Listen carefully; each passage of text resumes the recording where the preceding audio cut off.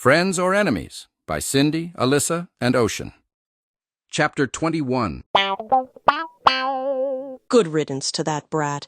That still leaves the monster Darth Vader wherever he might be, and what are we going to do with that dumb Luke doll?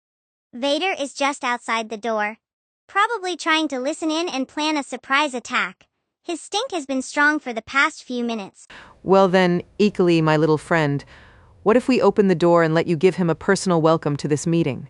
He will answer for shooting me in the shoulder and threatening Carmen, among other things. Oh, that will be a pleasure. I'll give him a welcome he'll never forget. Good. If you get on my shoulder, I'll open the door and you can do your worst. So the bold little Furby did just that. When Captain Flint opened the door, she glared at Vader, who was the one surprised. The next surprise was Icely launching herself at him, grabbing hold of his cape.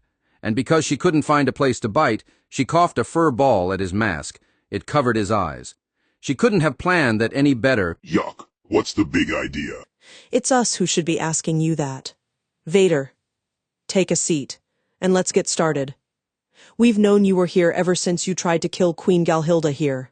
I did no such thing and you can't prove it. And where is Grogu? I have this shoulder injury to prove it, sir.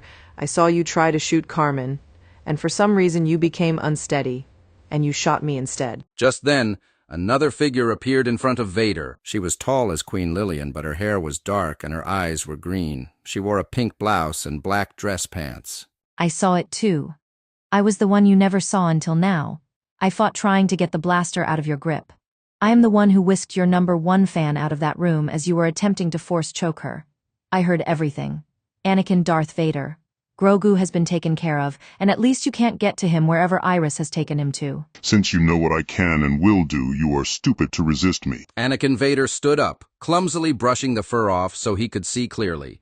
He grabbed Icely, pulled her off his cape, and threw her across the room. Ack! Hey! Icely came to no harm, her fur cushioning the impact as she sailed into Pippi's hands. Vader thought the group was unarmed, and he planned to toy with them before deciding who lived and who died. Vader, you cowardly bully.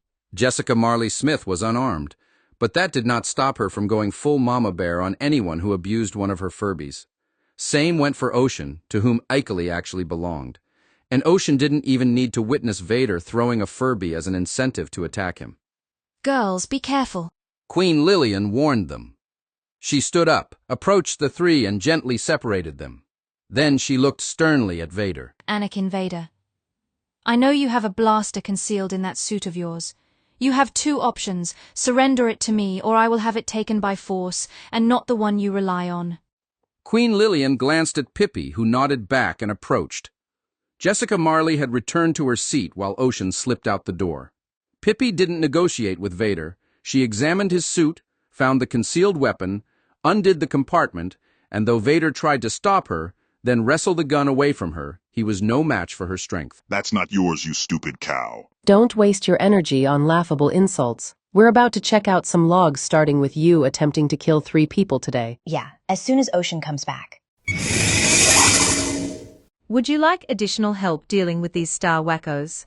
Oh, hi there, Natasha, everyone. This is Natasha. I remember her from the Myrta mission. She is also known more famously as the Sugar Plum Fairy. Ah, yes, Jessica Marley. You and Natasha made sure there was not a dull moment.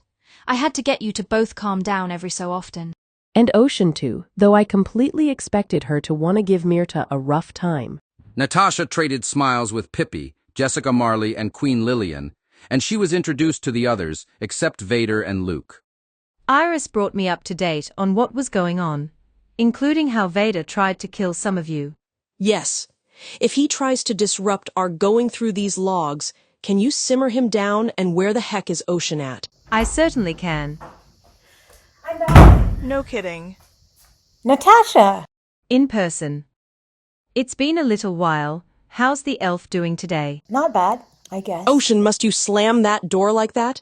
The elf lowered her head a moment, then looked apologetically up and over at Captain Flint. Sorry about that. And what exactly were you doing? Just leaving without asking or announcing? I didn't say anything because there was already so much going on. I didn't want to interrupt. And what did you think was that urgent? Leave Ocean alone, Captain Ariana Flint. All she did was leave for a while, and she's trying to explain herself to you. Cindy, I don't need this from you either. And it's ironic since you were in complete agreement with my demoting her and kicking her out of here when you two weren't getting along. Enough, Captain Flint. That was a cheap shot. Cindy and Ocean already patched things up, so there was no need or excuse to go there. Have you forgotten who are listening and gloating over this? Vader and Luke. Do you really want to dredge this junk up when this is none of their business? If you want the meeting to go smoothly and quickly as possible, act like it or shut up and let me manage things. Oh, Criffing Farkles? This was starting to get good. I'd love to know what they were fighting about. That would be hilarious. Shut up, Luke. Pippi, I'm sorry. I guess there are still some things I need to work on. Ocean, I'm sorry for scolding you like that and making you feel small. I'm especially sorry for blabbing anything about our time here to these disgusting star wackos. Cindy, you're right. I made a big fuss over nothing. I'm keyed up, but that's no excuse. Ocean stood silent and tense for a long moment. Finally, she turned back toward the door and announced, Now I am gonna leave. She stormed out, leaving the door open this time. Little Bloody Mary, who had been quiet this whole time, ran out after her. Captain Flint looked regretful as she stood up to shut the door and try to carry on with the meeting. Cindy and Alyssa scowled at her. The others just looked very uncomfortable. No one knew what to say. It was Luke who broke the silence. Dad, we gotta do something? That bitch captain called us disgusting. The only thing you're gonna do if you don't shut up is get into more trouble. You are disgusting. So, Captain Flint, what about those logs you mentioned? So that log was played. Natasha cringed visibly at Miranda's behavior and scowled at Vader's. She looked ready to rip Anakin Vader apart by the time that log was over. I'm sorry, Vader, you are not just disgusting, you are vile and repulsive, so is Miranda. I cannot understand what little girls and horribly immature women see in psychos like you. Stop talking about Dad that way. He saved me from Lord Sidious and he put his own life in danger to do that? And he tried to make peace with Leia. He wanted her to know there's some good in him. Yeah, a narcissistic Neanderthal to the very end. No regrets about all the lives he snuffed out or permanently damaged. What do you know about anything, you tiny-brained furball? Someone shut her up. I watched that part of the series with Ocean, who kept dozing off because the story bored her nearly to death. She showed me the part where Vader took his mask off and told Luke to tell Leia there was some good in him, even though he had tortured her in the past. No sorry for that or anything else he did. Yes, he was old and frail and Ocean was moved by his condition, not by what he said. So that's when she let Miranda include Anakin in their role play for a month, which was all any of us could stand. Anakin completely hogged the limelight, the plot, the messages, as Miranda went totally nuts fangirl for him. It went Caillou style, endless little day in the life of Anakin. What Anakin ate for breakfast, what Anakin did in his Bacta tank, what Anakin was doing in the middle of the afternoon, when Anakin got sick or tired, and how everyone in Miranda's character set fell over their own feet to fluff his pillows and carry his water. She even tried to have him burp at Palpatine. Oh, she brought him back as well. It was not just Ocean who got repulsed by this garbage. There were ongoing soft groans of displeasure, rolling eyes, recoiling, and other cringing reactions as Ikelee gave her testimony. Then Jessica and Elizabeth had their turn. What Miranda and Anakin tried to do to you furbies was really vomit-inducing. I couldn't believe what they tried to turn my Elizabeth into. Bess, it's your turn to tell your story.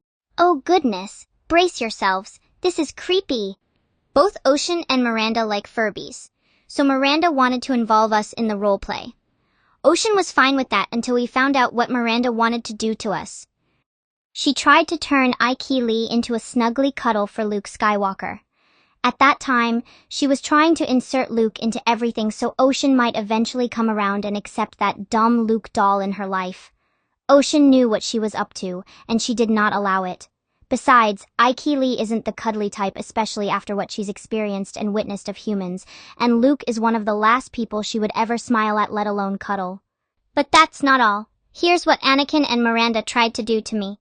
I'm a cuddle bug, and they knew that, so they thought I would be willing to just snuggle up with anybody, especially Anakin. Gross.